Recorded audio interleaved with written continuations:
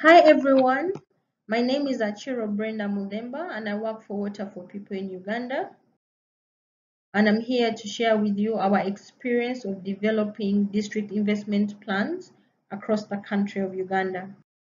Water for People is an NGO in the water sector working in about 9 countries in Africa, India and South America. My presentation today will provide an overview of the district investment planning tool, what kind of information it gives us and how we can use it, the process of developing about 114 investment plans across the country, and how we can use the information from the investment plans.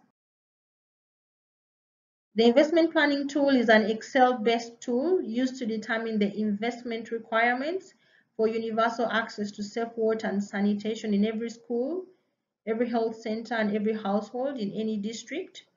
Water for People, working very closely with the Ministry of Water and Environment, was able to conduct a training of trainers for about 9 regional technical support units.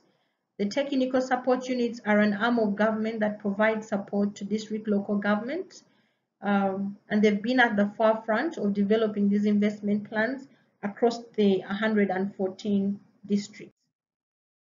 The objectives of the investment planning tool include to determine investments required to achieve water and sanitation for all, to ascertain the funding that government can leverage to achieve universal access to water, to identify key players, including non-government organizations, private sector, community-based organizations in the district that can contribute to wash service provision, and to determine how long it will take to reach everyone with the present rate of funding.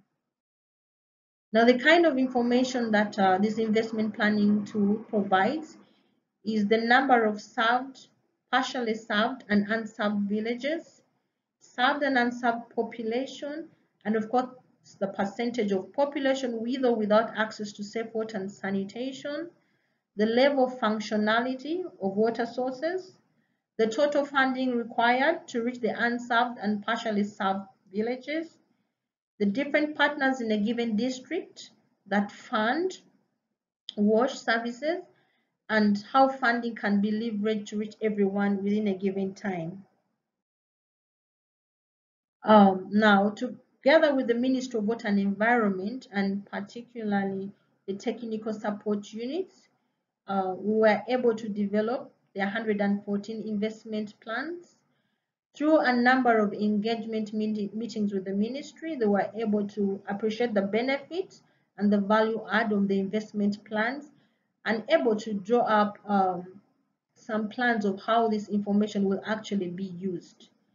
The Ministry of Water was able to fund about 90% of the investment plans, with Water for People supporting in developing about 10% of them. Now, one key aspect in determining the cost to reach the unserved or partially served population is to know the unit cost per person. And this is made possible by the knowledge of the technology mixes in each of the districts. The Ministry of Water carried out an assessment that determined the technology mixes per district across the country, which information is used in determining the cost per person. For example, in Soroti district, 1% are protected springs, 60% are deep boreholes, 12% are shallow wells, there are no GFSs, 27% are piped schemes, and less than 1% rainwater harvesting tanks. So this information was used to determine the cost per person, and that gives us about 53,000 Uganda shillings. Now, using this information, we were able to determine the cost of reaching the unserved population. Across the country, this information was able to determine that over 12,000 villages are unserved, and a funding gap that is required of over 1.7 billion US dollars. Of course, this is a lot of money. The industry is not able to raise it on its own, and therefore it calls for concerted action and contributed from different organizations and agencies. The investment planning information has contributed to the development of the sector investment plan that has just been reviewed as of 2018. It has been used as a resource mobilization tool. We've heard of districts like Bujiri, where an NGO was able to pick up information from this investment plan, write a proposal to a donor, and received funding for wash service provision.